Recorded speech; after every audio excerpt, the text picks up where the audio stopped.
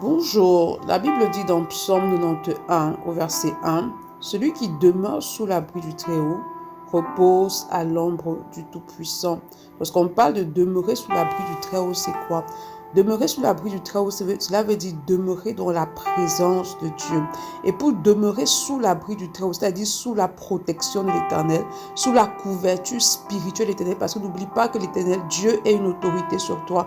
Pour demeurer sous sa couverture spirituelle, en fait, tu dois demeurer dans une vie de consécration, de sanctification. C'est-à-dire, celui qui demeure sous l'abri du Très-Haut repose à l'ombre du Tout-Puissant. C'est-à-dire que lorsque tu demeures sous l'abri du Très-Haut, alors tu es dans une position de repos, tu demeures à l'ombre de l'Éternel des armées. Et pour ce faire, tu dois demeurer dans une vie de consécration, de sanctification. Pourquoi?